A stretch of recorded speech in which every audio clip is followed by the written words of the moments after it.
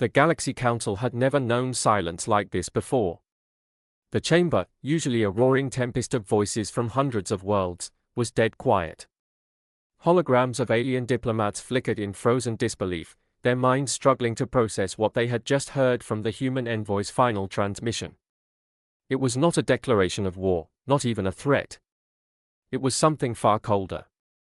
Effective immediately, the human representative had said, his voice calm and steady, the United Terran Directorate will no longer engage in diplomatic contact with the Galactic Council or any of its member states.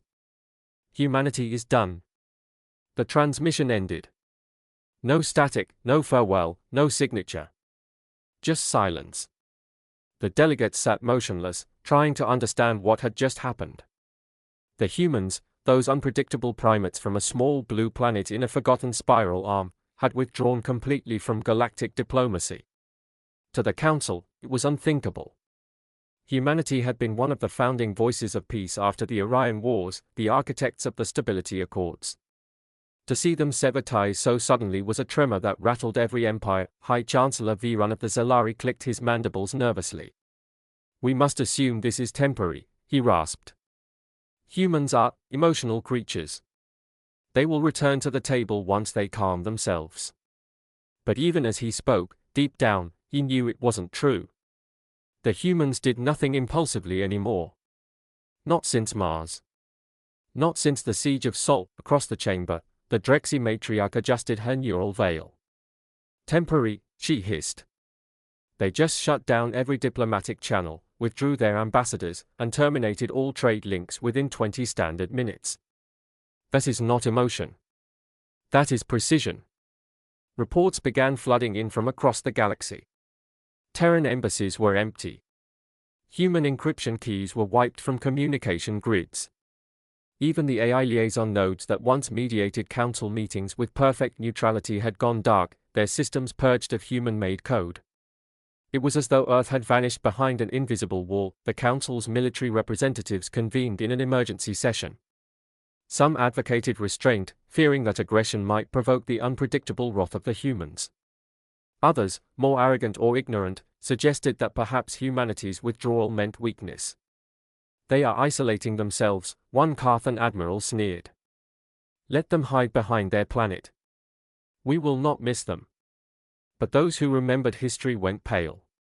The humans had isolated themselves once before, after the fall of Proxima Station. For 50 years, no alien ships were allowed within Terran space. And when they re-emerged, they came bearing fleets of silent warships and technology centuries ahead of the galaxy's best. Every empire still bore the scars from the brief but devastating human reclamation campaign. In the shadows of the council chamber, whispers spread. What had triggered this? Some said it was the council's latest sanctions on Earth's terraforming projects in the Perseus Arm. Others believed it was the assassination of a human diplomat on Varnus Prime. But those who had seen the envoy's eyes during his final speech knew the truth. Something deeper had broken. 2 cycles later, the panic began. Trade routes that once flowed with Terran goods collapsed. Entire supply chains failed overnight. Human-designed fusion cores stopped receiving critical updates. Medical stations relying on Terran biotech began shutting down. Every corner of galactic civilization realized how dependent they had become on humanity's creation. The Council called emergency meetings, demanding the reinstatement of communication. Pleas were sent through old subspace relays, through ancient diplomatic frequencies. No response ever came. Even the message drones returned empty-handed, if they returned at all. Some were intercepted by Terran defense grids and vaporized instantly. By the 3rd cycle, fear had replaced confusion. The humans had gone completely silent, but their presence lingered like a ghost. Their colonies stopped transmitting. Their fleets no longer patrolled trade routes, yet long-range scanners showed their ships, massive, dark, unregistered, drifting at the edges of known space. Watching, the Galactic Council deployed reconnaissance teams to the Sol system, desperate for answers. Only one probe made it back. It transmitted a single image before its destruction, a colossal structure orbiting Saturn, a ringed citadel glowing with eerie blue light. The transmission carried no explanation, only a short Terran message: "Do not approach." Panic turned to paranoia. Empires began rearming.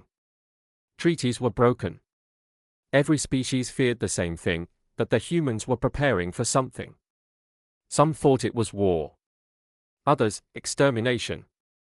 But no one dared to provoke them again. The void between Earth and the galaxy had become a forbidden zone. In the depths of the Galactic archives, an elder historian from the Orcs Collective uncovered an old human proverb. He read it aloud to the council during one of their frantic sessions. When a man stops talking, that's when you should start listening. The words chilled the entire chamber. The council dispatched peace fleets bearing messages of reconciliation. None were heard from again. Not destroyed, just vanished, as if space itself had swallowed them. Eventually, no one dared send more. The silence from humanity was more terrifying than any fleet or weapon. Decades passed. New generations grew up under the shadow of the unknown. Some called it the Age of Absence. Others, more fearful, called it the Terran Quiet. But every species learned to tread carefully, to speak softly of Earth and its people. The stories of their wrath became myths to scare younglings. Then, one night, every sensor in the galaxy detected it. A ripple in subspace, vast, deliberate, unmistakably human. A message, broadcast across every frequency, in every language. It contained no threats, no demands. Only coordinates. And then 3 words: diplomacy is over. The council panicked once again, but this time it was too late. The humans had made their decision. They would no longer talk. No longer negotiate. No longer explain themselves to the galaxy that had betrayed and misunderstood them. And as the first Terran fleets emerged from the dark edges of space, silent, efficient, and impossibly vast, the galaxy finally understood the true cost of losing humanity's voice. Diplomacy was dead. What came next would be judgment. The first fleet that emerged from the void was unlike anything the galaxy had ever seen. No shimmering shields, no ostentatious colors, no insignias or banners. Just matte black ships that seemed to drink in the light of nearby stars. Their movement was slow, deliberate, and unified. Entire systems went dark as these vessels passed, communications scrambled, navigation beacons flickered out. It wasn't just power failure. It was control. The humans were turning off the galaxy one system at a time. The council scrambled for answers. They are cutting through our infrastructure, Admiral Krex of the T-Lun Confederacy screamed across the chamber. Every network with Terran tech is compromised. No one wanted to admit it, but the truth was clear. Nearly 70% of the galaxy's communications, weapons systems, and transportation relied on human-engineered code. And that code was now locking them out. A grim realization dawned. Humanity didn't need to invade. They didn't even need to fight. They could simply turn the galaxy off, like flipping a switch. The great empires, the ancient monarchies, the proud warlords, all were helpless before the quiet wrath of a species that had mastered patience and precision. Meanwhile, on the edge of the council's reach, frontier colonies began vanishing. Entire planets went silent overnight. Recon drones found nothing but empty cities, no destruction, no corpses, no signs of battle. Just absence. It was as if every living being had been plucked from existence. The council called it the Quiet Harvest. Panic consumed the lesser species. Refugees flooded into core systems, begging for sanctuary from an enemy that never spoke, never demanded, never warned. The council tried to project unity, but behind closed doors, their leaders turned on each other. Some blamed the Drexy for provoking humanity. Others accused the Zelari of sabotaging the peace talks that might have prevented this, and above it all, Earth remained silent. No transmissions. No ambassadors. Only a growing fleet encircling Sol, forming what scanners identified as a Dyson shell in construction. What they couldn't comprehend was that humanity wasn't building a wall. They were building something else, something vast, deliberate, and far beyond the Council's understanding. When a desperate envoy from the Orcs Collective attempted to breach Terran space, their ship was halted instantly. No warning shot. No dialogue. Just a single message burned into their navigation core: you were warned. Their ship was found drifting weeks later, its crew alive but changed. They spoke little, their eyes hollow, repeating only one phrase, "They've gone beyond us." In the core systems, chaos brewed. Without Terran oversight, AI-managed infrastructures began collapsing. Power grids failed, medical stations malfunctioned, and planetary defenses misfired. It was as though humanity's very absence had infected the galaxy with entropy. Civilizations that had once laughed at human simplicity now prayed for their return. The Council assembled what was left of its leadership in a secret conclave. "We must re-establish communication," the High Chancellor insisted. "We must show contrition. Offer reparations." But when they attempted to send a convoy of peace vessels through Terran space, the fleet vanished without trace. No wreckage. No signal. Nothing. A new theory emerged, one that terrified even the most logical minds. Some believed the humans had discovered a form of energy manipulation that allowed them to rewrite reality on a quantum level. Others whispered that Earth itself had become something more than a planet, a singular consciousness bound by human will. Across the stars, the myths grew. Pilgrims claimed to see Terran ships materialize silently in orbit, watching, then fading away. Some worlds reported mysterious aid drops, crates of advanced technology with no markings, perfectly calibrated to fix planetary crises, followed by a message written in ancient Terran script, "Remember what we were." Others were not so fortunate. Entire moons were found shattered, their surfaces glass-smoothed by weapons of unknown type. No declaration, no vengeance, just demonstration. Humanity's silence had become their language, and the galaxy finally began to listen. Decades passed, and the once mighty Galactic Council fractured. Alliances dissolved, and empires retreated into isolation, fearing that any action might draw the Terrans' attention. But even as they faded into stagnation, humanity continued to build, expanding their Dyson structure, colonizing black holes, terraforming gas giants. Their influence stretched unseen across the void. Then, out of nowhere, the silence broke. A single signal emanated from the Sol system, simple, clear, and impossible to ignore. Every listening array across the galaxy received it simultaneously. "You failed peace. Now you will witness consequence." Moments later, dozens of Terran fleets appeared across the spiral arms. They didn't invade worlds. They dismantled them, efficiently and without emotion.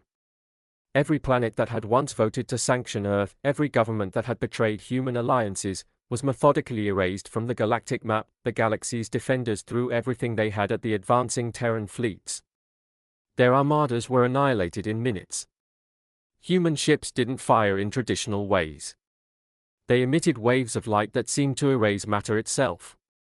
No wreckage, no debris, just empty space where once fleets had stood proud. Among the survivors, a dreadful realization grew.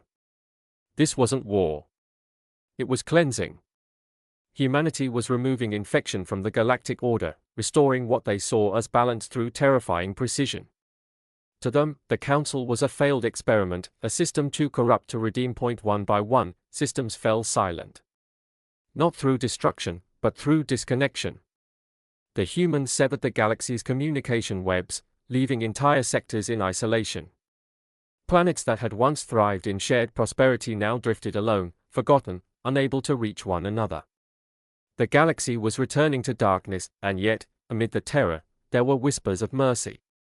Worlds that had remained neutral, those that had sheltered human refugees or refused to enforce Council edicts against Earth, were spared. Some even received envoys, not soldiers, but teachers. Silent humans who restored power, cured diseases, and then vanished without a word. The Orcsan historian, now old and frail, wrote in his final chronicle, "The humans did not leave us. We left them first. And now, they have simply stopped pretending we matter." His words would become the final entry in the galactic archives before the Terrans shut them down forever. Centuries later, explorers from surviving frontier worlds would stumble upon remnants of the Council's home system. There, floating among the ruins, they found a message preserved in a beacon of crystalline light. It was signed by the United Terran Directorate. "We tried diplomacy. You taught us silence. Now we speak through creation." The meaning of that message remained debated for generations. Some claimed it was a warning that humanity had ascended to godhood, reshaping galaxies in their image. Others believed it was an invitation, a call for those willing to abandon old arrogance and learn what the humans had become. But one truth endured in every surviving civilization: never again would anyone mistake humanity's patience for weakness.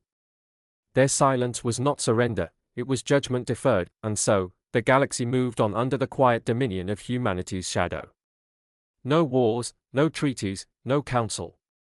Just the echo of their last decision, an eternal reminder that diplomacy is fragile, and silence can be the loudest sound in the universe. Those who still dared to look toward the faint blue glow of soul whispered prayers into the void, hoping for forgiveness. None ever came. For humanity had severed not just diplomacy, but the very thread that once connected the galaxy to its conscience. In the end, when the stars themselves began to dim, the last surviving archive recorded a simple epitaph, etched by a machine still running on Terran code. They wanted our words. They ignored our warnings. They feared our silence.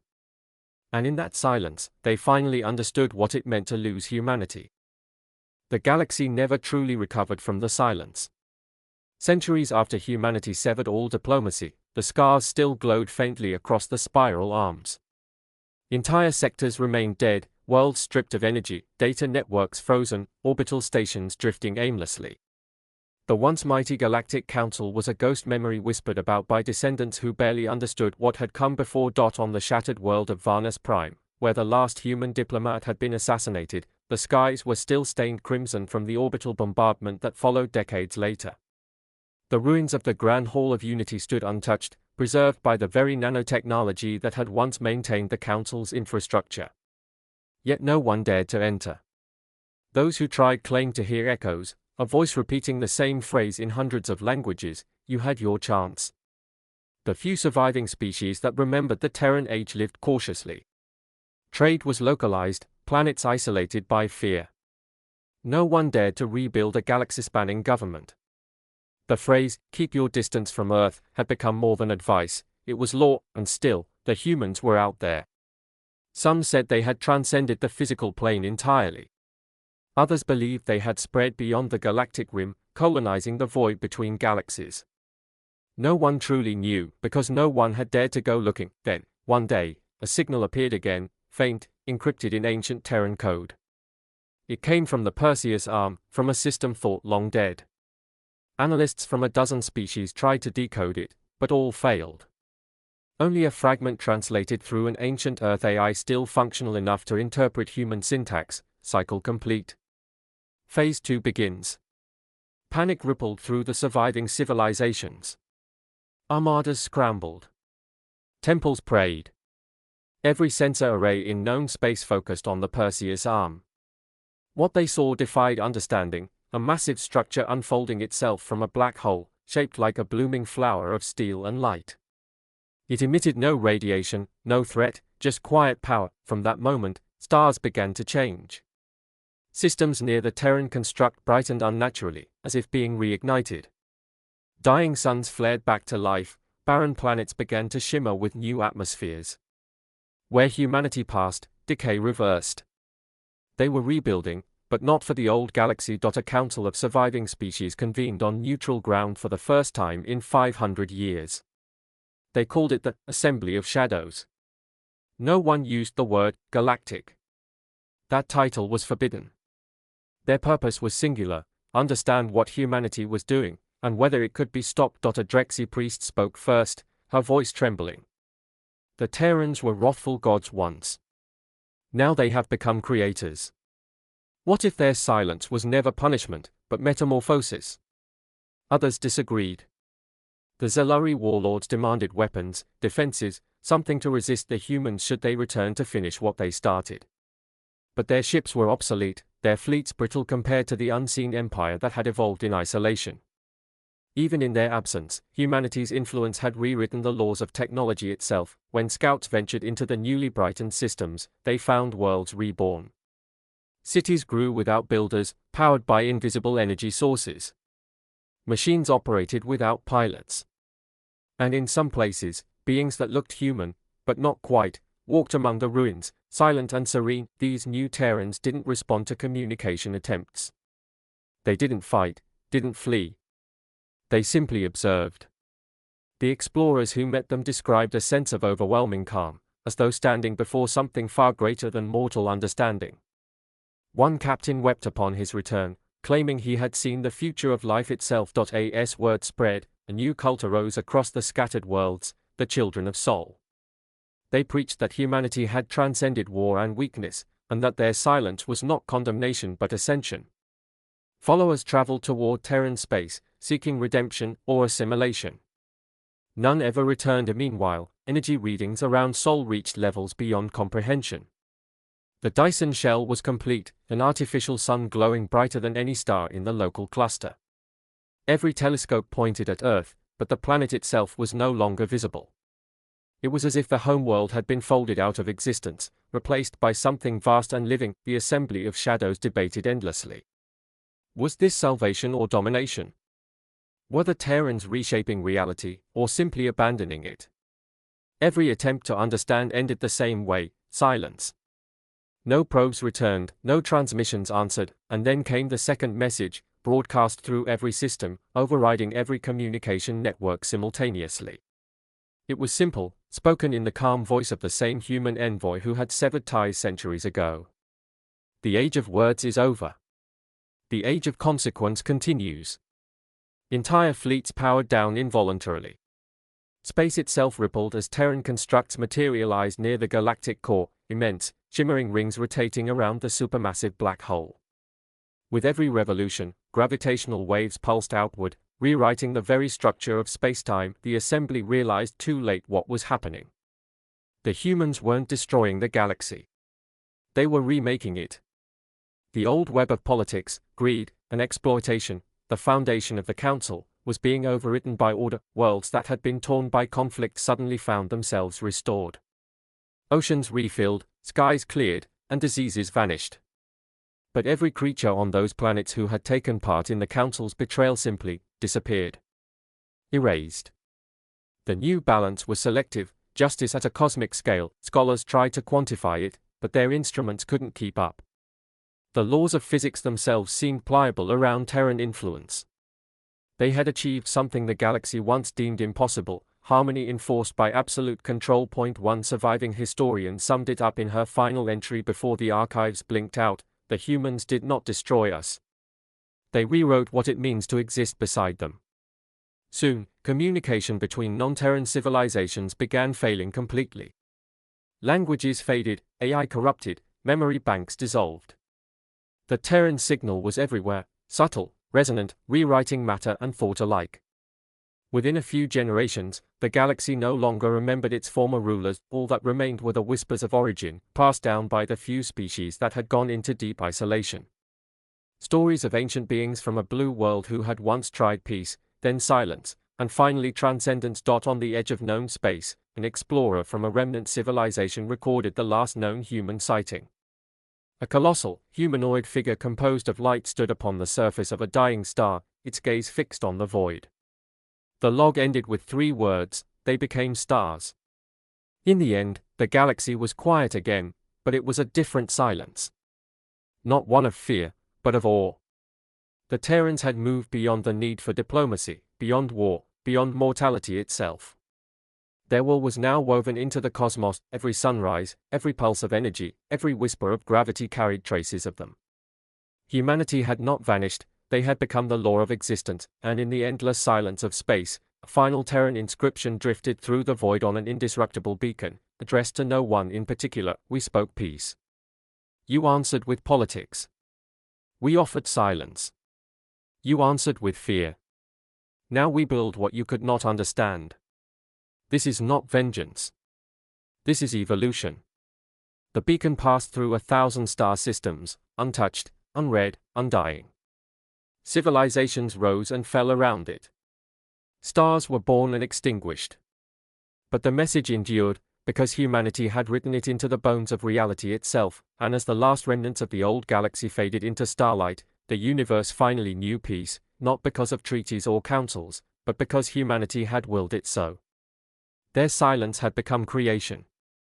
Their severed diplomacy had become destiny, for in the vast dark, where once words ruled, the voice of humanity remained eternal, unheard, unseen, yet everywhere.